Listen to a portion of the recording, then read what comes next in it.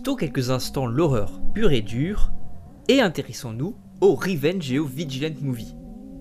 Genre souvent sujet à polémique, car narrant les péripéties d'individus prêts à tout pour faire subir les pires tourments à ceux qui ont détruit leur vie, décimé leurs proches. Des métrages qui dérangent donc, eu égard à un propos toujours à la limite, jouant sur l'ambiguïté de leur message, mais qui, pour la plupart, s'inscrivent non dans un discours idéologique propre à défendre la loi du talion et la justice sauvage, mais dans une démarche souvent amorale, voire parfois même morale.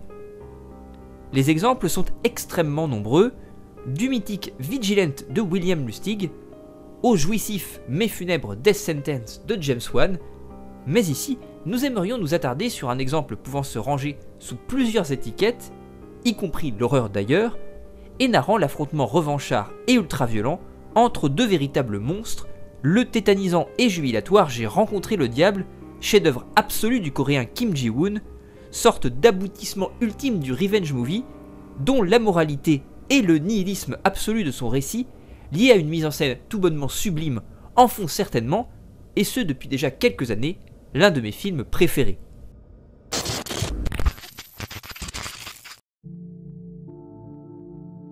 Un jeune homme des services secrets coréens, dont la femme enceinte a été massacrée par un tueur en série on ne peut plus cruel, interprété par le monstrueux Choi Min-sik, jure sur sa tombe de le faire souffrir 10 000 fois plus encore qu'elle n'a souffert. Il se lance à la poursuite de l'assassin. Mais voilà, le métrage dure plus de 2 heures, et au bout d'une demi-heure, notre héros a déjà attrapé et passé à tabac le diable. Il lui murmure que tout cela n'est pas fini, le soigne avant de le laisser inconscient. Sa vengeance ne fait que commencer.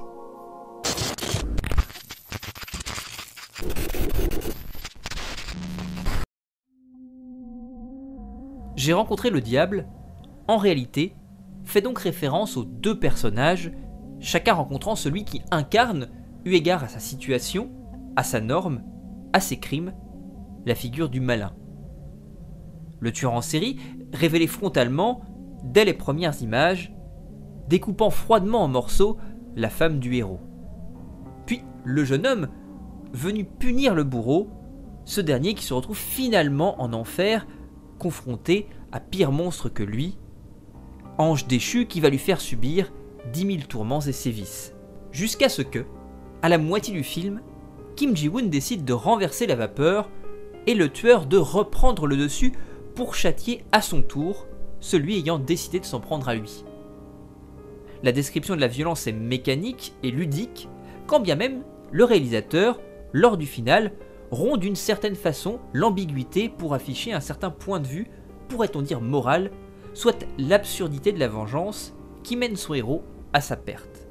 Le rocher qu'il décrit peser sur son cœur ramène d'ailleurs inévitablement au mythe de Sisyphe, sa quête sans fin, qui une fois faite ne peut que se défaire pour être refaite, et ce, sans fin. Tel est l'absurde de Camus, construire ce qui ne peut l'être ne cesse de se détruire alors même que nous le savons, mais nous ne pouvons pas nous résoudre à admettre l'absence de sens régissant notre existence.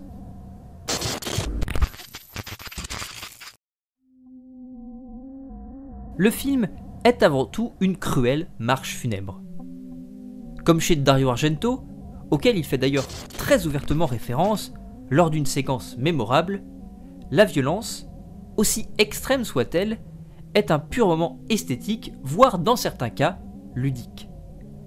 Comme chez Dario Argento, chaque séquence est un morceau de bravoure de mise en scène, un instant maniériste qui choque en même temps qu'il subjugue.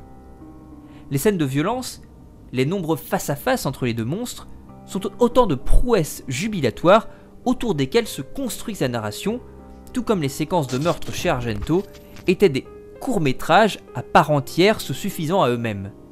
C'est finalement cette amoralité et l'inversion des valeurs qu'elle engendre qui pose question, même mal à l'aise, dans la mesure où, comme dans The Human Centipede de Tom Six, l'horreur nous est jetée ainsi, avec ou sans fioriture, mais surtout sans aucun jugement de la part du commanditaire. C'est à nous de nous positionner, personne ne nous prend la main, ne nous guide, les choses sont données, ainsi à nous de les débrouiller avec ou non. La gêne est décuplée par le fait que ce que nous voyons à l'écran peut nous paraître beau d'un point de vue purement esthétique. Mais comment peut-on trouver le meurtre beau, la violence extrême réjouissante, artistiquement parlant? Cette position, occupée par le spectateur confronté à une violence non seulement vide de tout contenu moral, mais aussi belle du point de vue de sa mise en pratique cinématographique, en tant que celle-ci reçoit un traitement visuel qui peut susciter un plaisir esthétique, est difficilement tenable. Difficile de savoir sur quel pied danser, perdu quelque part entre beauté et dégoût, fascination et répulsion. De l'esthétique émane donc un questionnement puissamment et profondément moral. C'est exactement le même genre de sensation et d'émotion suscitant un questionnement que l'on peut ressentir à la vision d'un autre thriller coréen, le magistral Oldboy de Park Chan-wook, dont il fut question il y a déjà quelque temps ici.